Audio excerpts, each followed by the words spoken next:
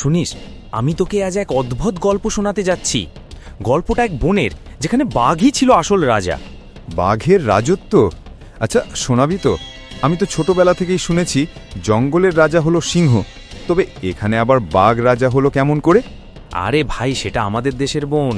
এখানে সিংহ নেই, আছে শুধু বাঘ। তাই ওখানে বাঘকেই সবাই রাজা মানত। আর শুধু মানত না, সত্যি সে রাজত্ব করত। আচ্ছা, প্রথমে বনটার কথা বলতো, কেমন ছিল ওটা? বনটা ছিল ঘন অরণ্য, উঁচু উঁচু শাল আর সেগুন গাছ, মাঝে মধ্যে বাঁশঝাড়, অন্ধকার গহীন পথ, যেখানে সূর্যের আলো ঢুকতেই ভয় পেত। ঝিরিঝিরি ঝরনা বয়ে যেত, পাখির ডাক শোনা যেত ভোরে। কিন্তু সন্ধ্যা নামলে চারদিক অদ্ভুত নির্জন আর ভৌতিক হয়ে উঠত। ওহ, শুনে তো মনে হচ্ছে আমি যেন ওই বনের ভেতরে দাঁড়িয়ে আছি। বাঘের আবির্ভাব। সেই বনের মাঝখানে থাকত এক বিশাল বাঘ। নাম ছিল সুন্দর রাজ। শরীরে হলুদ রঙের গাঢ় ডোরা, চোখে আগুনের মতো জ্বালা। একবার তাকালে শিকার ভয় কেঁপে উঠত। সুন্দর রাজ নামটা তো বেশ রাজকীয় শোনাচ্ছে। সে কি সত্যি সব প্রাণীর উপর শাসন চালাতো?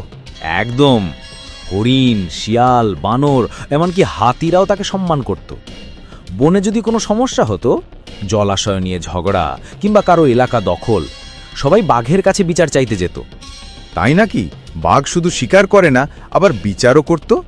হ্যাঁ, যেমন ধর, একদিন বানর আর শিয়ালের মধ্যে ঝগড়া বেঁধেছিল।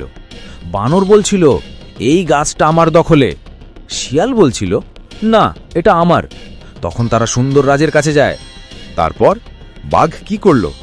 বাঘ শান্ত স্বরে বলল, এই গাছের ডালে বানর থাকবে, কিন্তু নিচের ঝোপে শিয়াল থাকবে। কেউ কারো জায়গায় ঢুকবে না। এভাবে সে সমস্যার সমাধান করত। বাহ, কিন্তু বলতো, বাঘ কি শুধু ন্যায়পরায়ণ ছিল, নাকি ভয় দেখিয়েও রাজত্ব চালাতো? ভয়ও ছিল, সম্মানও ছিল। ওর গর্জন শোনা মাত্র পুরো বন কেঁপে উঠত। হরিণের পাল ছুটে পালাতো, পাখির ঝাঁক আকাশে উড়ে যেত, এমনকি নদীর কুমিরও তখন সাঁতার থামিয়ে যেত। বুঝলাম, আসলেই রাজত্ব মানে শুধু আসনে বসা নয়, ভয়ের প্রভাবও থাকা দরকার। অশান্তির শুরু, কিন্তু সব সময় শান্তি ছিল না। একদিন দূর পাহাড় থেকে অন্য এক বাঘ এসে বনে ঢুকল। তার নাম ছিল কালা দাগা। সে সুন্দর রাজের রাজত্ব মেনে নিতে চাইছিল না। ওহ, তাহলে তো সংঘর্ষ হবেই। দুই রাজা একসঙ্গে থাকতে পারে না। একদম তাই হলো। কালা দাগা এসে গর্জন করল, এই বন এখন আমার। সুন্দর রাজের রাজত্ব শেষ।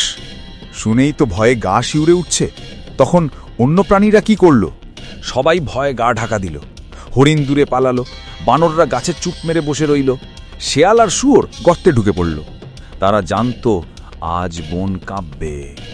আহা, তাহলে তো রক্তক্ষয়ী লড়াই শুরু হবে। হ্যাঁ, দুজন বাঘ মুখোমুখি হলো। একদিকে সুন্দর রাজ, অন্যদিকে কালা দাগা। তাদের গর্জন আকাশ কাঁপিয়ে তুলল, যেন বজ্রপাত হচ্ছে। উফ, ভাবতেই কেমন ভয় লাগছে। কে জিতল অবশেষে? দীর্ঘ লড়াইয়ের পর সুন্দর রাজ জয়ী হল। কালা দাগা গুরুতর আহত হয়ে বন ছেড়ে পালিয়ে গেল। আহা, তাহলে আবার শান্তি ফিরল? হ্যাঁ, সুন্দররাজ আহত হলেও বনে শান্তি ফিরল। প্রাণীরা আবার স্বাভাবিক জীবনে ফিরল। সবাই তাকে আরও বেশি সম্মান দিতে লাগল, কারণ সে শুধু শক্তিশালী নয়, বরং ন্যায়পরায়ণ রাজা। বুঝলাম, ভয় দিয়ে রাজত্ব টিকিয়ে রাখা যায় না, ন্যায় দিয়ে স্থায়ী হয়। একদম ঠিক। এই গল্পের শিক্ষা হল, শক্তি থাকাটা জরুরি, কিন্তু সেই শক্তিকে ব্যবহার করতে হয় ন্যায়ের পথে।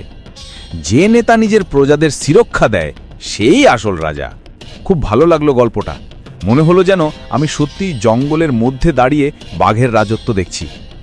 এটাই তো গল্পের আসল জাদু, মনকে সেই জগতে নিয়ে যাওয়া।